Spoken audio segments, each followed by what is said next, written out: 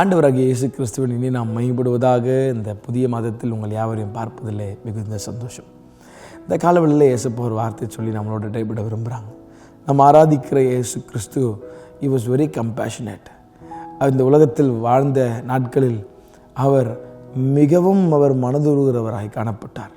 திரளான ஜனங்களை கண்டபோது அவர் மனதுருகினார். இன்றைக்கி அப்படிப்பட்ட மனதுருக்கம் நமக்குள்ளே இருக்காங்க. சக மனிதர்களோடு பழகும் போது ஒருத்தர் கஷ்டப்படுறான், ஒருத்தர் நம்ம கண்ணால் பார்க்குறோம் அவங்க கஷ்டப்படுறத. அவங்களுக்கு நமக்கு அந்த கருணை உள்ள நமக்கு இருக்கா? கருணை உதவி செய்கிற உள்ள நமக்கு இருக்கா? ஒரு பக்கம் இன்றைக்கி இந்த உலகத்தில் ஐயோ யாருக்கும் உதவி செய்யவே கூடாது அப்படின்னு ஒரு பக்கம் இருந்தாலும், இயேசுவை உடைய நபர்கள், இயேசு கிறிஸ்துவை தன் இருதயத்தில் வைத்த நபர்கள், அவங்க நிச்சயமாகவே யார் மாதிரி இருப்பாங்கன்னா இயேசு கிறிஸ்து மாதிரி தான் இருப்பாங்க. பூனைக்கு பிறந்தது பூனை தான் இருக்கும், வேறு எதுவும் மாற முடியாது. அப்போ இயேசு கிறிஸ்துடைய குணம், இயேசு கிறிஸ்துவுக்குள் பிறந்த நாம் அவருடைய குணம் தான் நமக்குள்ளே இருக்கணுமே தவிர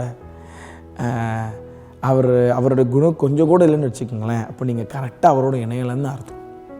இந்த காலவெளியில் ஒரு வார்த்தையை நமக்கு ஆண்டவர் சொல்லி ப்ளஸ் பண்ண விரும்புகிறாங்க. நீதிமொழிகள் 22ஆம் அதிகாரம் 9ஆம் வசனத்தை பாருங்களேன். கருணை கண்ணன் ஆசீர்வதிக்கப்படுவான், அவன் தன் ஆகாரத்தில் தரித்திரருக்கு கொடுக்கிறான். கருணை உள்ளம் இருக்கா? இயேசு கிறிஸ்துவுக்கு இன்னொரு பேர், அவர் கருணை உள்ளம் கொண்டவர்.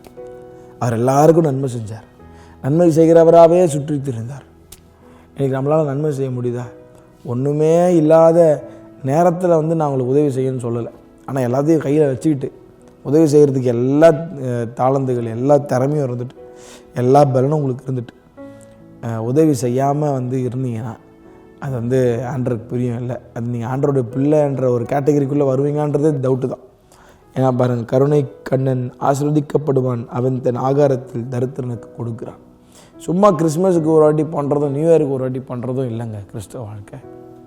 ஒவ்வொரு நாளும் நாம் அவரை போல் மாற வேண்டும் என்பது அவருடைய விருப்பம்.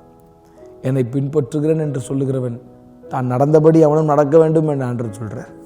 ஆகவே இந்த காலை வேளையில் கொஞ்சம் உட்காந்து யோசிச்சு பாருங்கள். ஆண்டவரே, உங்களுடைய குணம் எனக்கு கொஞ்சம் கூட இல்லாமல் இருந்தால் there is something wrong with me. என்னை உங்களை போல் மாற்றுங்க ஆண்டவரே.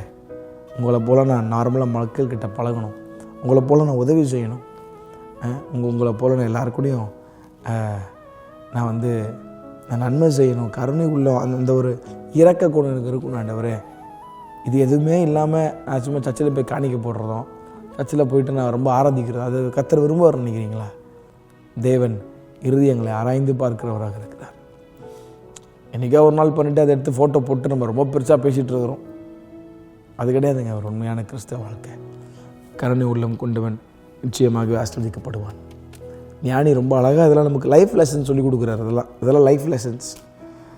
இதை ஃபாலோ பண்ண கர்த்தர் கிருபை தருவாராக.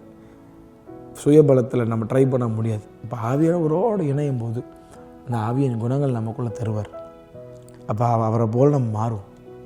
என்கிட்ட ஒன்றும் இல்லைன்னு சொல்ல மாட்டோம், நம்ம உதவி செய்யும், நம்மளால் முடிந்த உதவி செய்யும்.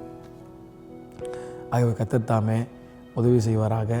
இந்த நாள் முழுவதும், இந்த மாதம் முழுவதும், எங்கள் ஆயுள் நாட்கள் முழுவதும் பிறருக்கு கிறிஸ்துவை பிரதிபலியுங்கள், கிறிஸ்துவ போல வாழுங்க.